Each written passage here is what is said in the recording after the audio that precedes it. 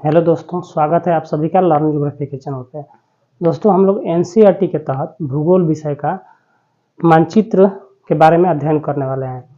मानचित्र जो है यह भूगोल में बहुत ही महत्वपूर्ण स्थान रखता है। तो यह जो परीक्षाएं अभी होने वाली हैं, जैसे बिहार स्टेट है, यूपी का टीजीटी पीजीटी, बिहार में भी शिक्षक भर्ती परीक्षा होने वाली है, इन सबको ध्यान में रखते हुए ये क्लास बहुत ही महत्वपूर्ण होने वाला है। तो आइए शुरू करते हैं। मानचित्र क्या होता है? मानचित्र जो है वह पृथ्वी के किसी भूभाग को एक कागज पे हम उसका छोटा रूप में प्रदर्शित करते हैं और उससे संबंधित जो आंकड़े होते हैं उसे हम कागज पे दर्शाने का प्रयास करते हैं। तो आइए जानते हैं मानचित्र कितने प्रकार के होते हैं। मानचित्र तो वैसे 3 प्रकार के होते हैं, जिसमें पहला जो है वह है भौतिक मानचित्र या फिजिकल।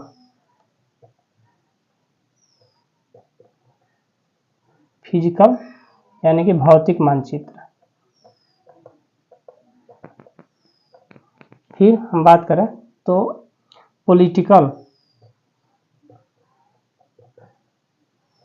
यानी कि राजनैतिक।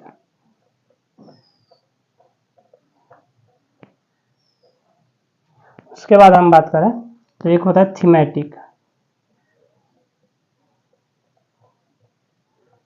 यानी कि विषयगत।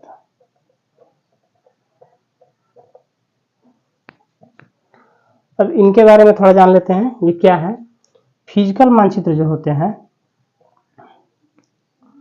यह प्राकृतिक तत्वों को निर्देशित करते हैं। मानचित्र में हमें वैसे क्षेत्रों को दर्शाते हैं जो प्राकृतिक है, जैसे पर्वत, पठार, नदी, मैदान इत्यादि को। पॉलिटिकल जो यानी कि राजनीतिक जो मानचित्र होते हैं उसमें देश के और राज्यों के सीमाओं को, शहरों को, गांवों को, जिलों को प्रदर्शित किया जाता है, उनके राजधानियों को इत्यादि को पॉलिटिकल मानचित्र में दर्शाया जाता है। थीमेटिक जो मानचित्र होता है यानी कि विषयगत, यह किसी एक विशिष्ट विषय से संबंधित होता है। जैसे कोई वर्षा मानचित्र हो, कोई आपका फॉरेस्ट कवर करने वाला मानचित्र हो, कोई सड़क परिवहन मानचित्र हो। तो इस तरह से यह एक विषय पर केंद्रित होता है। तो मुख्य रूप से 3 जो है आपके मानचित्र होते हैं, 3 प्रकार के। मानचित्रों के कुछ जो है महत्वपूर्ण 3 घटक होते हैं।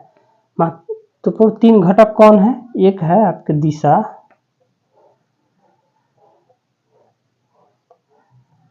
दूरी और प्रतीक।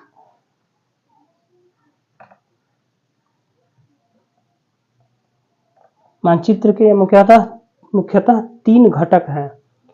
दिशा की हम बात करें तो मानचित्रों की दिशा जो है वह क्या निर्देशित की हुई होती है मानचित्र पर। दिशा के बिना हम उस क्षेत्र का क्या अध्ययन नहीं कर सकते हैं। तो दिशा बहुत ही महत्वपूर्ण है। मानचित्रों पर दिशा को दर्शाने के लिए ऐसे बनाया गया है। अगर ऊपर की तरफ एरो का मतलब है कि नॉर्थ, मानचित्रों में हमेशा ऊपर की तरफ उत्तर दिशा को दर्शाया जाता है, नॉर्थ को, और नीचे जो है यह साउथ को दर्शाया जाता है। पूरब की तरफ यानी कि दाहिने तरफ पूरब को और बाएं तरफ जो है पश्चिम को दर्शाया गया होता है। इन्हें ही हम कार्डिनल पॉइंट बोलते हैं। कार्डिनल पॉइंट यानी कि प्रधान दिग्बिंदु।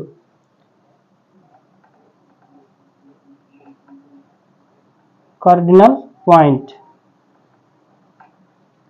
या प्रधान दिग्बिंदु, ये भी पूछा गया है कि कार्डिनल पॉइंट क्या है। तो ये 4 मुख्य दिशाएं हैं, उत्तर, दक्षिण, पूरब, पश्चिम। फिर हम बात करें, ये दिशा हो गई।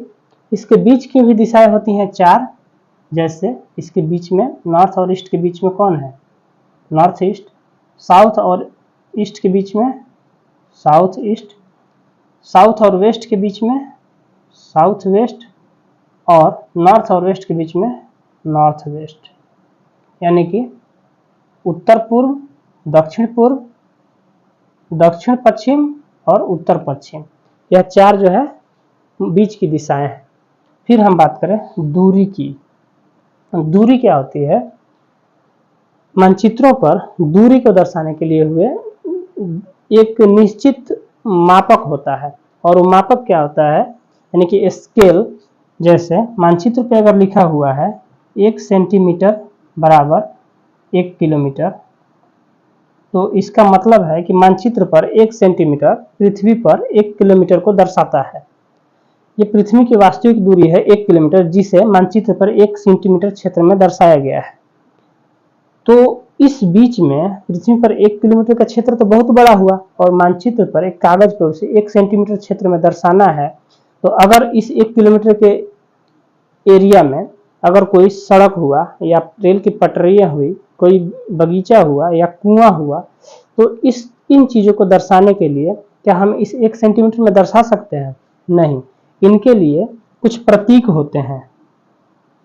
प्रतीक होते हैं जो विश्वव्यापी होते हैं।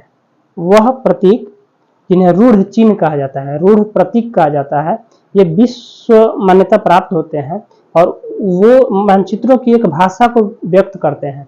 मानचित्रों की अपनी एक भाषा होती है। जैसे अगर किसी पर्वत की चोटी को दर्शाना है तो एक त्रिभुज के माध्यम से हम दर्शाते हैं, जिसका शीर्ष ऊपर की ओर होता है।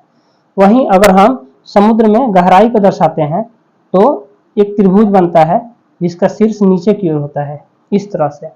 वही अगर रेल की पटरी को दर्शाना है तो ये कुछ इस प्रकार से दर्शाया गया होता है।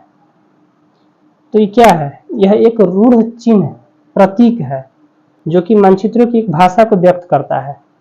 तो ये 3 घटक है मानचित्रों की: दिशा, दूरी ये हुई, दिशा हमने यहाँ बताया, और प्रतीक ये हुआ।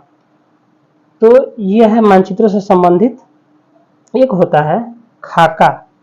खाका क्या होता है?